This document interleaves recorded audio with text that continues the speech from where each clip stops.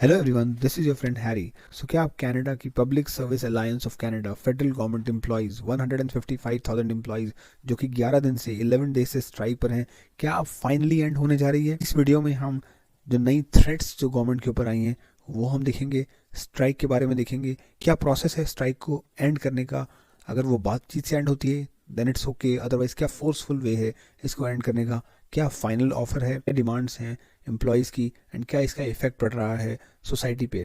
ये आपका चैनल है, ये बेसिकली वीडियो मैंने आपके लिए बनाई है टू अंडरस्टैंड ये कहाँ पे इफेक्ट हो रहा है इमिग्रेशन सर्विसेज में और क्या डिले के रीजंस हैं, तो क्या ये स्ट्राइक फाइनली एंड होने जा रही है। सो रिसेंटली दो नई थ्रेट्स हैं गवर्नमेंट के ऊपर। The first is fed PSAC union ने टोरंटो के पियर्सन एयरपोर्ट पे तीन जो मेन कनाडा के शिपिंग पोर्ट्स हैं वैंकूवर, मॉन्ट्रियल और सेंट जॉन, यहाँ के शिपिंग पोर्ट्स पर पिकेटिंग शुरू कर दी है। पिकेटिंग मीन्स लाइक ए विरोध या प्रोटेस्ट का एक तरीका है। बेसिकली यहाँ पे ये लोग फेडरल एम्प्लॉयज इकट्ठे होते हैं जो कि स्ट्राइक कर रहे हैं, और वो डिफरेंट साइंस अपने हाथ में लेके या स्लोगन्स लेके लोगों को लीफलेट्स डिस्ट्रीब्यूट करके गेन करते हैं support for the strike. Second, NDP के जो लीडर हैं जगमीत सिंह, उन्होंने थ्रेटन किया है गवर्नमेंट को, वार्न किया है कि वो इस तरह के किसी भी लेजिस्लेशन को सपोर्ट नहीं करेंगे जो कि फोर्स करेगा एम्प्लॉयज़ को अबैंडन करने में स्ट्राइक को। So if you will see, government के पास 158 सीट्स हैं पार्लियामेंट में, 170 सीट्स चाहिए सरकार बनाने के लिए, 158 लिबरल के पास हैं, एनडीपी के पास, जगमीत सिंह के पास 25 सीट्स हैं।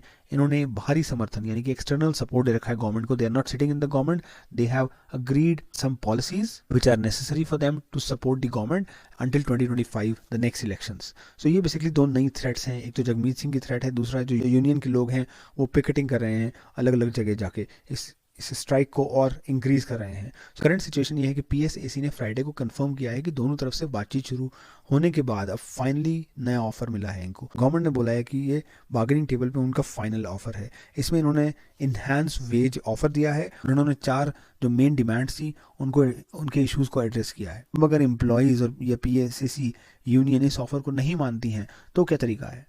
तो तरीका है basically government back to work legislation rule pass कर सकती है, जिसका जगमीत सिंह विरोध कर रहे हैं। Back to work legislation rule ये कहता है कि इसका जो रूल पास होगा हाउस ऑफ कॉमन में, बेसिकली पार्लियामेंट में, और अगर ये पास हो जाता है then employees will have to return forcefully, कि employees will have to forcefully return back to the work. Strike को ये खत्म करना ही पड़ेगा। बट जगमीत सिंह से खिलाफ है। और जगडो ने क्या कहा है, बट बेसिकली डिमांड्स क्या हैं? एम्प्लॉयज की 4 मेन डिमांड्स है, 4 मेन डिमांड्स हैं। First is wage increase. Government ने एम्प्लॉयज को 9% का ऑफर किया हुआ है wage increase over the last 3 years, but union ask for 13.5% increase over the last 3 years।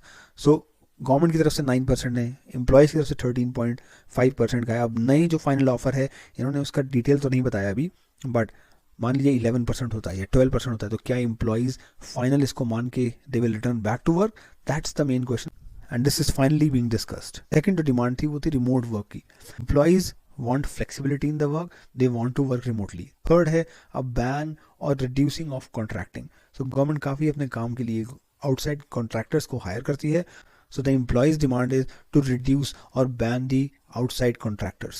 Fourth is basically about layoff. So deciding who gets laid off in the event of cuts based on the seniority. So basically the implementation of seniority rules in the event of layoff. So these were the 4 demands. So Prime Minister Trudeau ne bola, we have tried to address all the demands of the employees in our final offer.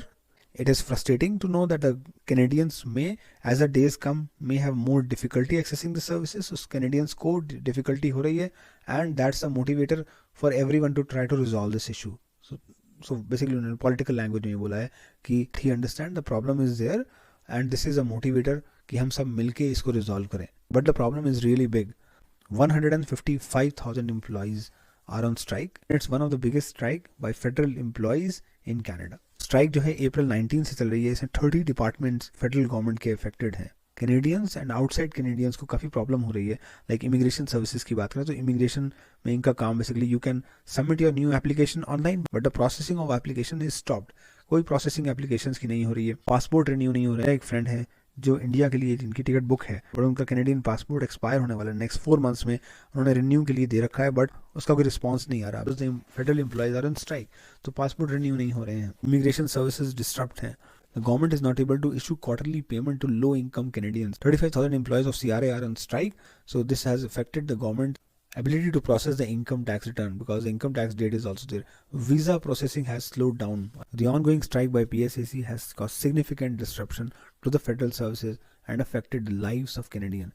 So friends, make sure you like the video, comment if you have any question, subscribe the channel जरूर करें अगर आपने subscribe नहीं किया अभी तक, channel को जरूर सब्सक्राइब करें. There are a lot of other videos that I keep posting on my channel and I don't want you to miss any major update. Thank you.